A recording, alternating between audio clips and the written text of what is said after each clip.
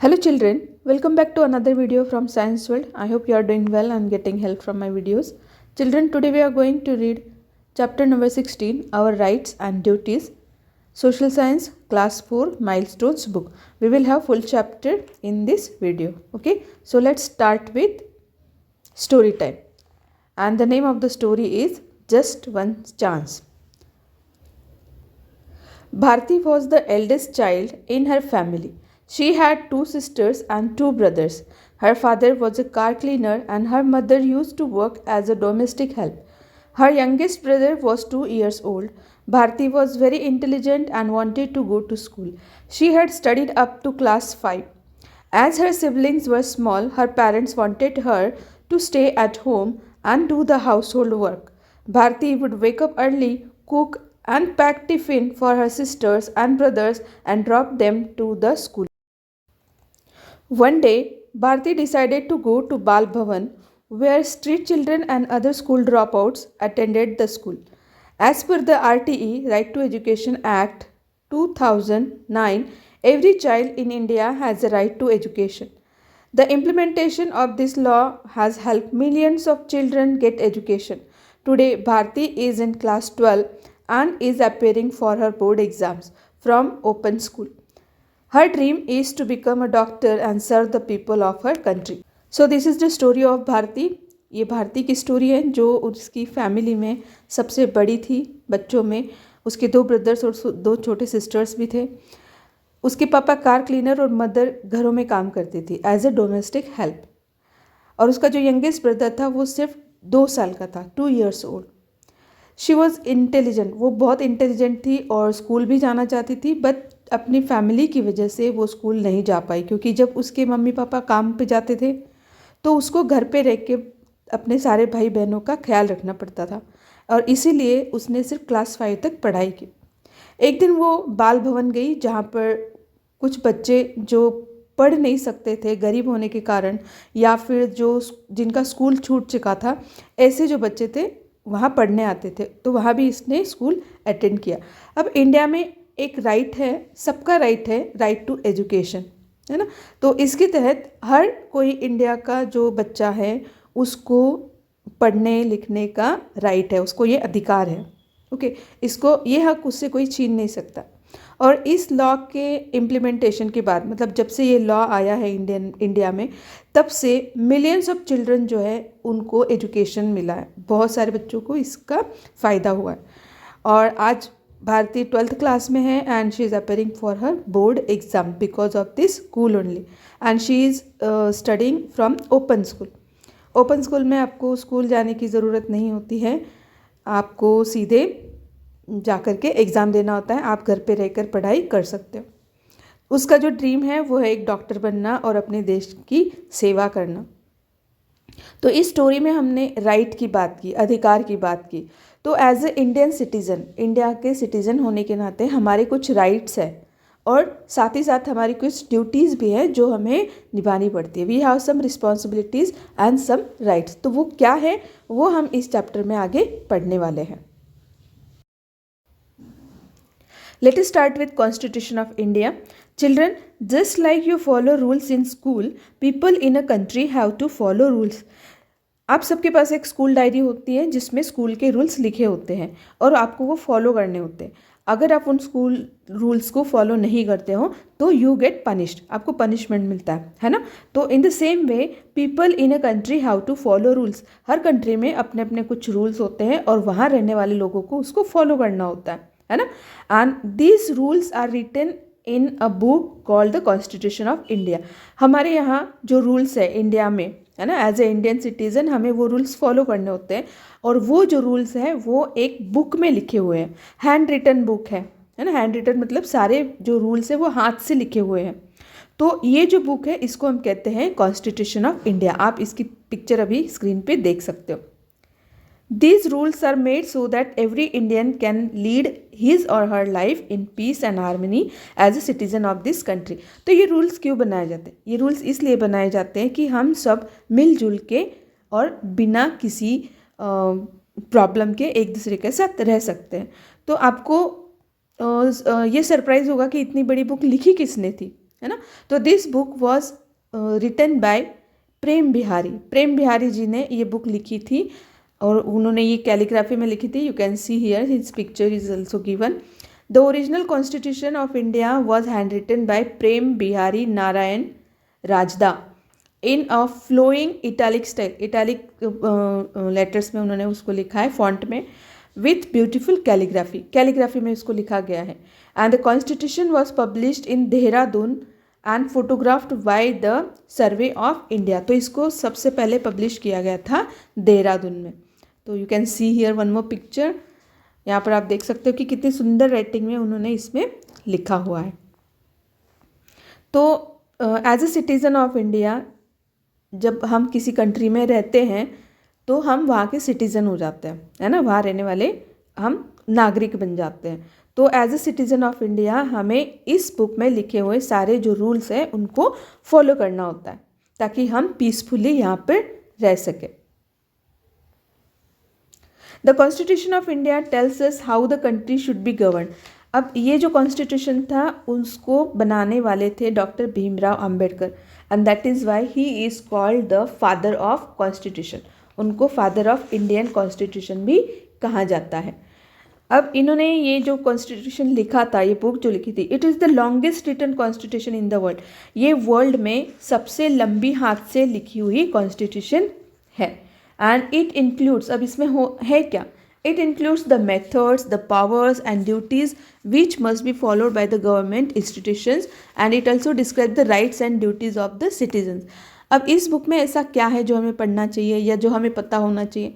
As a Indian citizen, हम India में रहते हैं, हम भारतवासी हैं, है ना, भारत हमारा देश है। हम प्लेज लेते हैं स्कूल में, है ना, उसमें हम बोलते हैं कि भारत मेरा देश है, सभी भारतीय मेरे भाई बहन हैं, आप सब ये स्कूल में बोलते हो। तो हम सब एक साथ रहते हैं, इतना बड़ा कंट्री है, तो पीसफुली रहने के लिए हमारे पास कुछ ड्यूटीज़ भी हैं और कुछ राइट्स भी हैं, कुछ अधिकार हैं जो हमें मिलते हैं, है ना, और कुछ ड्यूटीज़ जो है वो हमें निभानी पड़ती है, वो हमारी रिस्पॉन्सिबिलिटीज़ होती है। ओके, तो ये सब कुछ इस बुक में लिखा हुआ है। And this is the picture of doctor Bhimrao Ramji Ambedkar. He is known as the father of Indian constitution. After this you can see here one blue color box is there on page number 126. Good to know. In 1950 the constitution had 395 articles in 22 parts and 8 schedules. It took 2 years 11 months and 18 days to write it. 1950 में जब ये constitution बन के तैयार हुआ था उसमें 395 articles थे और वो 22 पार्ट्स में डिवाइड किए गए थे और 8 शेड्यूल्स थे उसमें। और इसको लिखने के लिए कितना टाइम लगा, लगभग 2 साल 11 महीने और 18 दिन, है ना, 2 years 11 months एंड 18 days इसको लिखने में लग गए थे। After being ruled by the British for almost 200 years, India gain independence on 15 August 1947।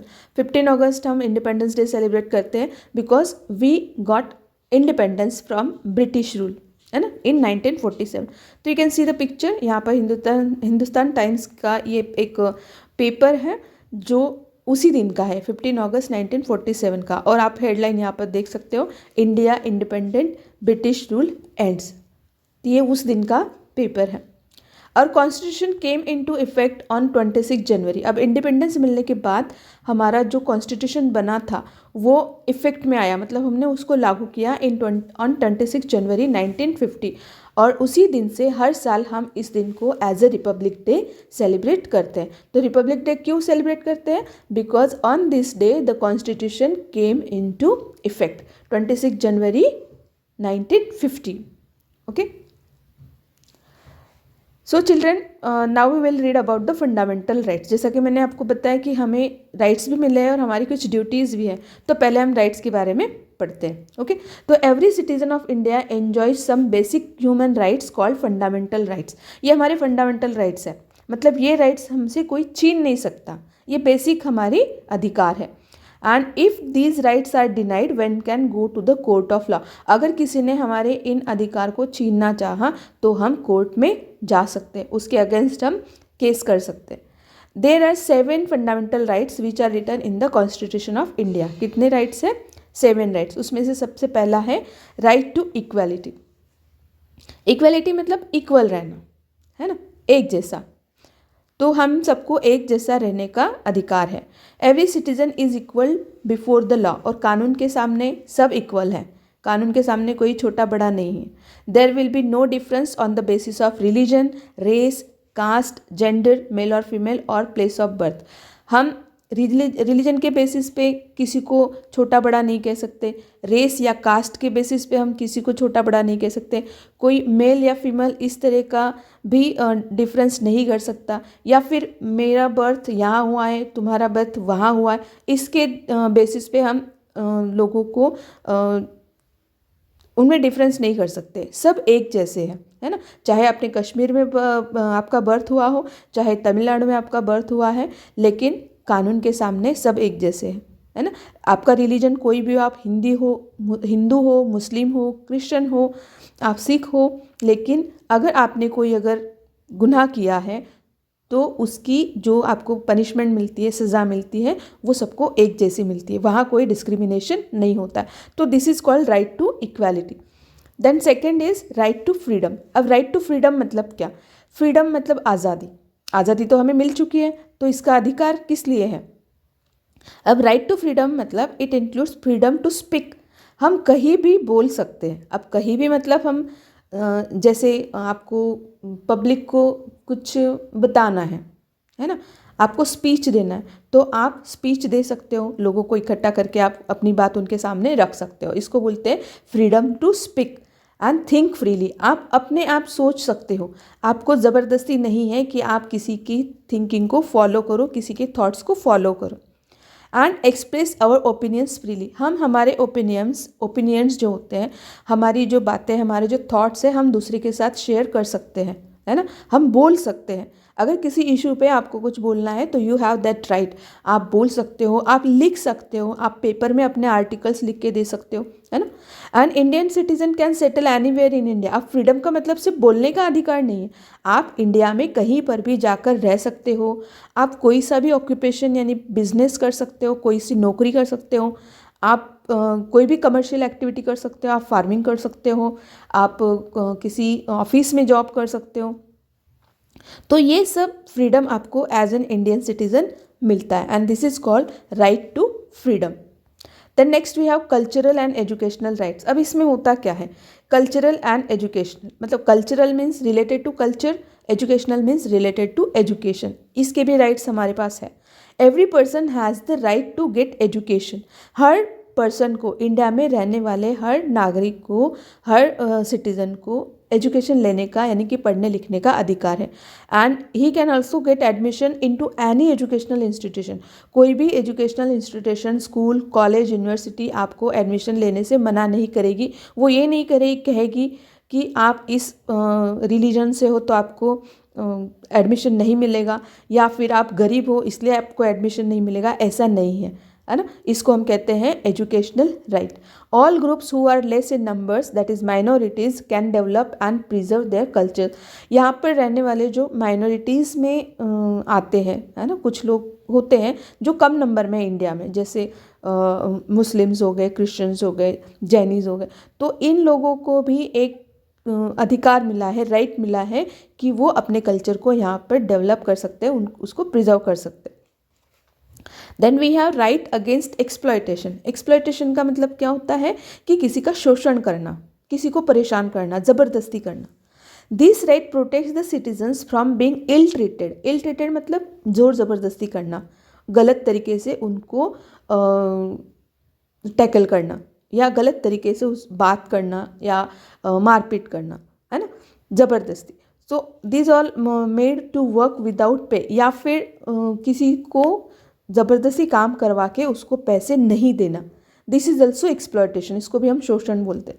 No child below the age of 14 can be employed in any kind of labour.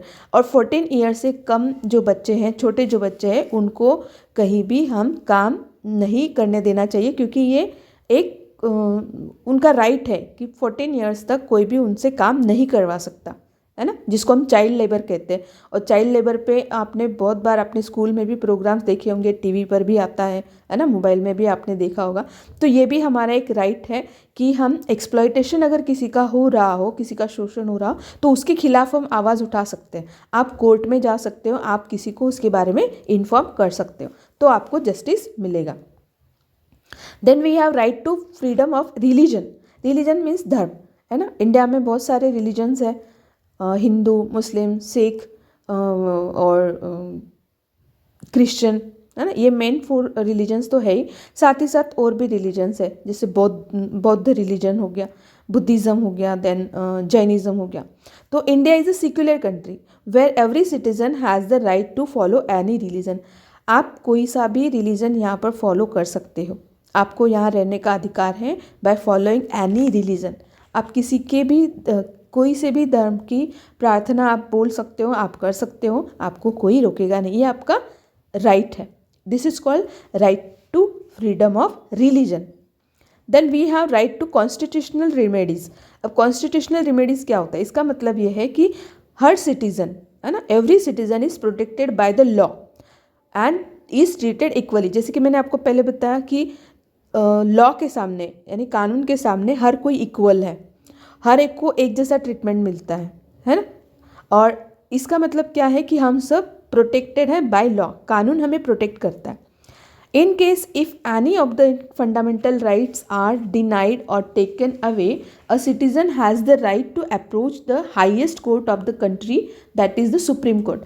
हमारे यहाँ अलग अलग लेवल होते हैं कोर्ट के, तो जिसमें पहले तो होता है डिस्ट्रिक्ट कोर्ट, जो डिस्ट्रिक्ट में होता है।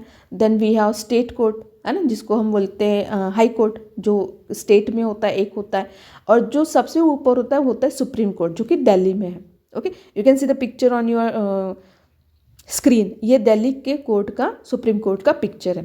ओके, तो हमें ये राइट है कि अगर किसी ने हमारे राइट्स को छीनने की कोशिश की, किसी ने आपको एक्सप्लॉइट किया, किसी ने आपको एजुकेशन लेने के लिए मना किया, किसी ने आपको बोलने के लिए मना किया, तो आप कोर्ट में जा सकते हो, उसके खिलाफ आप केस कर सकते हो और आपको कोर्ट जो है वो आपका जस्टिस वहाँ पर देगा।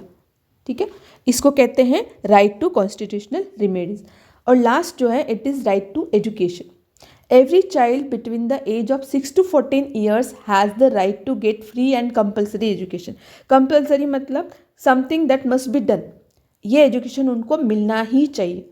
तो इंडिया में इस राइट के तहत, इस अधिकार के तहत, हर वो बच्चा जो 6 to 14 ईयर्स का है उसको फ्री एजुकेशन मिलता है। गवर्नमेंट स्कूल्स उसको फ्री में पढ़ाते हैं, इवन उनको बुक्स भी मिलते हैं स्कूल से, कॉपीज़ मिलती है, उनको यूनिफॉर्म प्रोवाइड किया जाता है, उनको स्कॉलरशिप्स दी जाती है जो बहुत अच्छे पढ़ने वाले बच्चे होते हैं। और बहुत सारी ऐसी स्कीम्स हैं जिसकी वजह से बच्चे जो हैं वो स्कूल में आराम से पढ़ सकते हैं। तो this is called right to education. Children of age 6 to 14 years get free education in India, और वो कंपलसरी होता है, हर एक को वो देना ज़रूरी होता है। As a citizen of India we all enjoy certain fundamental rights. अब राइट्स तो हमने पढ़ लिए कि हमें ये भी राइट है, वो भी राइट है, लेकिन along with this we also have certain duties. हमारी कुछ ड्यूटीज़ होती है towards our country and these are called fundamental duties. अब इन ड्यूटीज़ को फंडामेंटल ड्यूटीज़ क्यों कहा गया? ये ड्यूटीज़ फंडामेंटल इसलिए हैं क्योंकि इनको हमें निभाना ही निभाना है। इसमें हमें कोई भी हम कहते हैं ना कि कसर नहीं छोड़नी है इन ड्यूटीज़ को निभाने के लिए। फॉर एग्जांपल मैं एक छोटी सी चीज़ आपको बताती हूँ कि जब कोई नेशनल एंथम, इंडिया का नेशनल एंथम जन गण मन जब हम गाते हैं, है ना, तो हर कोई अपना काम छोड़ के खड़ा हो जाता है 1 मिनट के लिए, जब तक कि वो नेशनल एंथम ख़त्म नहीं होता। तो ये जो रिस्पेक्ट है, ये हमारी ड्यूटी है to respect our national anthem. जहाँ पर भी आप नेशनल एंथम सुनोगे आपको 1 मिनट के लिए बिना हिले खड़े रहना। तो ये हमारी क्या है? ड्यूटी है, ये हमारी फंडामेंटल ड्यूटी है। ठीक है, तो ऐसी बहुत सारी ड्यूटीज़ हैं हमारी जिसके बारे में हम अब पढ़ेंगे। Every citizen of India should respect national flag. National flag का रिस्पेक्ट हमें करना चाहिए और इसको सही से होल्ड करना चाहिए, नीचे गिरने नहीं देना चाहिए। नेशनल फ्लैग को सही तरीके से फोल्ड करके रखना चाहिए, है ना, इसका डिसरिस्पेक्ट नहीं करना चाहिए। So this is our duty. Then मैंने आपको बताया नेशनल एंथम के बारे में, है ना, जन गण मन, ये हमारा नेशनल एंथम है और हमें इसका भी पूरा रिस्पेक्ट करना चाहिए, ये हमारी ड्यूटी है। Then we have some national symbols, है ना, national flag, national emblem, then our national anthem, national song Vande Mataram है हमारा, देन नेशनल एनिमल जो है टाइगर, नेशनल बर्ड है पिकॉक, नेशनल फ्लावर है लोटस, नेशनल जो फ्रूट है it is mango, and national tree जो बरगद का पेड़ जिसको हम बोलते हैं बनियन ट्री, है ना। और इस तरह से हमारे कुछ नेशनल सिम्बल्स हैं, उनका भी हमें रिस्पेक्ट करना चाहिए। Then second is respect the constitution of India. अब कॉन्स्टिट्यूशन ऑफ इंडिया अलग से बताने की ज़रूरत नहीं है, मैंने आपको पहले उसके बारे में बता दिया कि ये हमारे इंडिया की लॉ की बुक है जिसमें सारे लॉज लिखे हुए हैं, है ना, कि हमें कैसे और क्या करना चाहिए, तो इसका हमें रिस्पेक्ट करना चाहिए। Then value the heritage and protect the culture of India. India का कल्चर जो है वो बहुत वास्ट है, क्योंकि इंडिया में इतने सारे स्टेट्स हैं, यूनियन टेरिटरीज़ है, और हर स्टेट का अपना कल्चर है, अपने डांस फॉर्म्स है, अपने फूड है, अपना लिविंग स्टाइल है, क्लोथिंग स्टाइल है, और अपनी अपनी लैंग्वेजेस है। तो इंडिया का कल्चर जो है वो बहुत रिच है। यहाँ पर आप हर स्टेट में जाओगे तो आपको कुछ ना कुछ अच्छी चीज़ें देखने को मिलती है। जैसे आप दिल्ली जाते हो, वहाँ पर आपको इंडिया गेट है वो देखते हो आप मुंबई जाओ तो आपको महाराष्ट्र में जो गेटवे ऑफ इंडिया है। देन आप राजस्थान में आते हो तो यहाँ पर आपको बड़े बड़े फोर्ट्स और पैलेसेस देखने को मिलते हैं। आगरा जाओगे तो वहाँ पर आपको ताजमहल मिलेगा, जयपुर जाओगे तो हवा महल मिलेगा देखने के लिए, है ना। तो ऐसे बहुत सारे रिच जिसको हम बोलते हैं हेरिटेज है अपने यहाँ। हेरिटेज मतलब जो बहुत पुराने हिस्टोरिकल मॉन्यूमेंट्स हैं अपने यहाँ, है ना, टेम्पल्स हैं, तो इसको हमें प्रोटेक्ट करना चाहिए। छोटी सी बात मैं बताती हूँ, आपने भी बहुत बार देखा होगा, जैसे हम कहीं फोर्ट पे गए या कहीं ऐसे पुरानी जगह पर गए टूरिस्ट प्लेस पे, तो बहुत बार हम देखते हैं कि उसकी जो वॉल्स होती है ना मॉन्यूमेंट्स की, उसके ऊपर लोग कुछ भी लिख के चले जाते हैं, अपना नाम लिख के चले जाएंगे, अपना फ़ोन नंबर लिख के चले जाएंगे, वो स्क्रिबल करते हैं वॉल के ऊपर, है ना। तो ये बहुत गलत बात है, ये तो आपको भी पता होगा। उसकी वजह से क्या होता है कि उसकी जो ब्यूटी है उस प्लेस की वो ख़राब होती है ना। तो ये छोटी छोटी बातें जो हैं हमें याद रखनी चाहिए जब हम किसी प्लेस को विज़िट करते हैं। और उसके आसपास, उस प्लेस के आसपास लिटर नहीं करना चाहिए, गंदगी नहीं करना चाहिए, और उस ऐसी जगह को हमें प्रोटेक्ट करना चाहिए ताकि आने वाले जो हमारे जनरेशन्स हैं उनको भी हमारे कल्चर के बारे में, हेरिटेज के बारे में पता चले। Then protect the natural environment. Natural environment हमें प्रोटेक्ट करना है, एनिमल्स, प्लांट्स, है ना, सॉइल। और पब्लिक प्रॉपर्टी। पब्लिक प्रॉपर्टी क्या होती है? पब्लिक प्रॉपर्टी वो होती है जो हम सब मिलके यूज़ करते हैं, है ना। तो जैसे कि स्कूल है, museum, bank, airports, post office, zoo, restaurants, train station, supermarket, hospitals, bus stops, parks, gardens, fire station, police station, ये सारे हमारे पब्लिक प्लेसेस होते हैं, पब्लिक प्रॉपर्टीज़ होती है। तो इसको हमें डैमेज नहीं करना है ना। छोटी छोटी बातों पे तोड़ फोड़ करना, आग लगा देना, ये बहुत सारी चीज़ें हम सुनते हैं न्यूज़ में और देखते भी हैं, लेकिन ऐसा नहीं करना चाहिए। अगर हम ऐसा करेंगे तो हमारी कंट्री का ही उसमें लॉस होता है, हमें उसका नुकसान होता है। तो हमें इन सारी चीज़ों को प्रोटेक्ट करना है जो भी पब्लिक प्रॉपर्टीज़ है।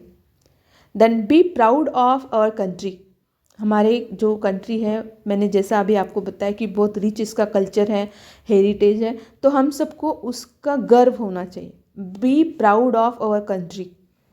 Then next, help in the defence of our country and protect our country in times of danger. हमारे कंट्री का जो डिफेंस सिस्टम है वो बहुत बहुत स्ट्रांग है। We have air force, we have navy, we have army, है ना। तो ये जो हमारा डिफेंस सिस्टम है इसके ऊपर हमें गर्व होना चाहिए, और जब भी कंट्री को हमारी ज़रूरत पड़े किसी भी डेंजर सिचुएशन में हमें तैयार रहना चाहिए। ऐसा नहीं कि हमें बंदूक लेके बॉर्डर पे जाना है, बट छोटी छोटी चीज़ों से हम अपनी कंट्री को हेल्प कर सकते हैं, है ना। जैसे कि कहीं कुछ नेचुरल कैलेमिटी है, अर्थक्वेक हो गया, या फिर फ्लड्स आ गए, या फिर हैवी रेनफॉल है, तो ऐसे टाइम में हम लोगों को हेल्प कर सकते हैं। तो जब हम ऐसे टाइम में लोगों को हेल्प करेंगे that means we are serving our nation. हम हमारी कंट्री का ही उसमें हेल्प कर रहे हैं, ठीक है। Then promote brotherhood and treat all citizen equally, सारे सिटीजन्स को इक्वली ट्रीट करना है और ब्रदरहुड भाईचारा हमें प्रमोट करना है ना। India is a great country, India has unity in diversity, हम सब अलग अलग हैं फिर भी हम सब एक है ना। तो ये जो एक थॉट है ये हमें हमेशा हमारे दिल में रखना चाहिए, promote brotherhood and treat all citizens equally. So children, as we have read about the duties और अधिकार हमने पढ़े, राइट्स पढ़े। There are some directive principles of the state policy, state policy की कुछ डायरेक्टिव प्रिंसिपल्स भी होते हैं, वो क्या होते हैं वो हम अभी पढ़ेंगे, ठीक है। The constitution of India less down certain instructions for the government. अब डायरेक्टिव प्रिंसिपल्स का मतलब क्या है कि जो गवर्नमेंट होता है उसको भी किस तरह से रन करना चाहिए, उसके इंस्ट्रक्शंस को हम कहते हैं डायरेक्टिव प्रिंसिपल्स, ठीक है। तो गवर्नमेंट जो है it is expected to keep this in mind while making law. Government जब कंट्री के लिए लॉ बनाते हैं, कानून बनाते हैं, तो उनको भी कुछ चीज़ों का ध्यान रखना पड़ता है। अब वो कौन सी चीज़ें हैं वो हम पढ़ते हैं। These instructions ensure that government works for the welfare of the people and some of this guidelines include. अब कुछ ऐसी गाइडलाइंस कॉन्स्टिट्यूशन में लिखी हैं जो गवर्नमेंट को फॉलो करनी है, ठीक है। सारी चीज़ें नागरिकों के लिए या सिटीजन्स के लिए नहीं है, गवर्नमेंट जो होता है उसको भी कुछ चीज़ें फॉलो करनी होती है। अब वो कौन सी है? First, providing work for everyone, हर एक के लिए काम को प्रोवाइड करना, जॉब प्रोवाइड करना। Then second, ensuring that both men and women get equal pay for equal work, man and women इनमें डिफरेंस नहीं करना है, और जब दोनों एक ही काम करते हैं तो दोनों को एक जैसा पेमेंट या मनी उसके लिए मिलना चाहिए। इसको बोलते हैं equal pay for equal work. ऐसा नहीं कि लड़की है इसलिए उसको कम पैसे देना है और लड़का है उसको ज़्यादा पैसे देने हैं सेम काम के लिए, ठीक है। तो ये इंस्ट्रक्शंस उसमें लिखे हुए हैं। Providing proper working conditions in the area of work, आप जहाँ भी काम करते हो वहाँ का जो एनवायरनमेंट होता है वो हेल्दी होना चाहिए, ठीक है, वो हाइजीनिक होना चाहिए। तो ये भी ध्यान रखना है जब भी कोई इंस्टीट्यूशन है या कोई ऑफिस है, बड़ी कंपनी है, उनको ये चीज़ें ध्यान में रखनी होती है। अगर ये नहीं है, प्रॉपर वर्किंग कंडीशंस नहीं है, तो उसके अगेंस्ट आप कंप्लेन कर सकते हो। Ensuring that every child gets free education, government को ये भी देखना होता है, एंश्योर करना है कि हर बच्चे को फ्री एजुकेशन मिले। 6 to 14 एज का जो बच्चा है, हमने राइट्स में पढ़ा था वही चीज़ इसमें है ना, वो हमारा राइट है, और वो हमारा राइट हमें मिल रहा है कि नहीं मिल रहा है ये गवर्नमेंट को देखना है।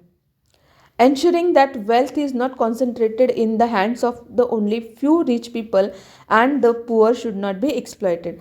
गवर्नमेंट को ये इसका भी ध्यान रखना है, इंश्योर करना है कि जो मनी है ना, वेल्थ जिसको हम बोलते हैं, वो एक ही के पास नहीं जाए और सिर्फ रिच लोग जो है वो रिच होते रहें और पुअर जो है वो एक्सप्लॉइट होते रहें, ये भी नहीं होना चाहिए। इसके लिए गवर्नमेंट क्या करती है, गवर्नमेंट इसके लिए अलग अलग स्कीम्स लाती है गरीबों के लिए, है ना, उनके लिए जॉब ऑफर करती है, उनके लिए शेल्टर्स बनाती है, उनके लिए सारी फैसिलिटीज़ प्रोवाइड करती है। Providing a decent standard of living for everyone, और गवर्नमेंट को ये भी इंश्योर करना होता है कि हर इंडियन सिटीज़न को एक स्टैंडर्ड ऑफ लिविंग मिले। अब स्टैंडर्ड ऑफ लिविंग का मतलब क्या है कि आपको अच्छा खाना मिले, आपको अच्छा एजुकेशन मिले, आपको सारी एंटरटेनमेंट की जो फैसिलिटीज़ है वो मिले, आपको हेल्थ केयर की सारी फैसिलिटीज़ मिले, है ना, और आपको इंफ्रास्ट्रक्चर यानी कि घर वगैरह है या फिर जो भी आपकी विशेष है वो आपको मिले। यानी कि एक लाइफ जीने के लिए जो भी चीज़ें आपको बेसिक चीज़ें चाहिए होती है वो सारे आपको प्रोवाइड हो, that is called the standard of living, ठीक है। तो इस तरह से ये सारी जिम्मेदारियाँ किसकी होती हैं, ये जिम्मेदारियाँ होती है गवर्नमेंट की, और ये सब लिखा हुआ है किसमें, कॉन्स्टिट्यूशन ऑफ इंडिया। तो here we have finish this chapter, लेकिन इसके कुछ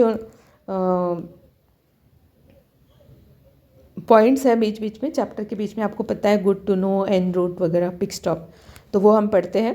Good to know. India is also called a parliamentary democracy. The Indian parliament has two houses, Lok Sabha and Rajya Sabha, and the parliament makes laws for entire country. India का जो government है वो democratic government है और यहाँ पर हमारे पास parliament है. पार्लियामेंट कहाँ है? दिल्ली में. ठीक है. तो पहले अभी जो नया पार्लियामेंट बना है वहाँ पर सारी मीटिंग्स इसकी होती है. पार्लियामेंट में दो हाउसेज है, लोकसभा और राज्यसभा, और यहीं पे सारे जो लॉज होते हैं है ना पार्लियामेंट के अंदर यहाँ पर ये बनाए जाते हैं. अब कौन बनाता है लॉज? कौन बनाता है? हम जिन लोगों को इलेक्शन में चुन देते हैं है ना, इलेक्ट करते हैं, सिलेक्ट करते हैं, वही लोग वहाँ पर जा कर के, वो हमारे रिप्रेजेंटेटिव्स होते हैं, और वही लोग वहाँ पर जा कर के मीटिंग्स लेते हैं और फिर वहाँ उसमें सारे जो प्रॉब्लम्स होते हैं वो डिस्कस किए जाते हैं और फिर उसके अकॉर्डिंग वहाँ पर लॉज बनाए जाते हैं. तो ये होता है parliamentary democracy. Then we have सफल. Which of the following statements is true? इसमें से कौन सा स्टेटमेंट ट्रू है? A child between ages 4 to 10 years has the right to get free and compulsory education. A child between age 6 to 14 years has the right to get free and compulsory education. A child between age 4 to 10 years does not have the right to get free education. So which one is correct? B. Yes, B1 is correct. A child between age 6 to 14 years has the right to get free and compulsory education according to our constitution. ये हमारा right है. Then pick stop. What do you see in the picture and where it is located? So this is the picture of Supreme Court of India. ये Supreme Court की building है और ये दिल्ली में है. अभी हमने पिछले पार्ट में इस वीडियो के हमने इसके बारे में पढ़ा था. Then en route. Name a few important buildings on which we see the national flag. Why is the flag lowered at half mast? And the answer is, question क्या है कि हमें कुछ ऐसे बिल्डिंग्स के नाम बताने हैं जहाँ पर नेशनल फ्लैग हमेशा लगाया जाता है. तो first one is Rashtrapati Bhavan. Then we have the parliament house, Rashtrapati Bhavan, parliament, supreme court of India, high courts, the secretariats and the commissioner's office. और इसके अलावा भी बहुत सारे, लेकिन इन बिल्डिंग्स के नाम आपको याद रखने हैं. यहाँ पर फ्लैग जो है वो लगाया जाता है. देन व्हाट इज़ और why is the flag lowered at half mast? Half mast means कभी कभी आपने देखा होगा कि जो फ्लैग्स होते हैं उनको हाफ डिस्टेंस तक नीचे लाके उनको छोड़ दिया जाता है, उसको बोलते हैं हाफ मास्ट. तो the flag is flown half mast nationwide. ये पूरे नेशन में, पूरी कंट्री में एक साथ होता है. इसको बोलते हैं नेशनल मॉर्निंग, मतलब राष्ट्रीय शोक. जब भी कोई ऐसा सैड इवेंट होता है, किसी की डेथ होती है, उस टाइम नेशनल मॉर्निंग जो है वो अनाउंस किया जाता है. और ये कब होता है? On the death of any of this constitutional authorities. Constitutional authorities जो है ये नीचे दी हुई है, उनकी किसी के डेथ के टाइम नेशनल मॉर्निंग होता है ड्यूरिंग ड्यूटी पीरियड. अब prime minister, president of India, vice president of India, इनकी डेथ अगर होती है तो उस दिन नेशनल मॉर्निंग अनाउंस होता है. The flag is flown half mast in Delhi on the death of chief justice of India और लोकसभा स्पीकर. तो दिल्ली में होता है अगर चीफ जस्टिस की डेथ हो गई या फिर जो लोकसभा स्पीकर है उनकी अगर डेथ होती है तो हाफ मास्ट होता है. ओके, आई होप आपको पूरा चैप्टर बहुत अच्छे से समझ में आ गया होगा. Thank you for watching this video. अगर आपको वीडियो अच्छा लगे तो लाइक, कमेंट, शेयर ज़रूर करना. चैनल को सब्सक्राइब करना और सब्सक्राइब करने के बाद बेल आइकन को प्रेस करना ताकि आपको मेरे आने वाले वीडियो टाइम से मिलते रहे, उनका नोटिफिकेशन आपको मिलता रहे. Okay, so in next video we will read question answers of this chapter. Okay, till then take care, bye bye.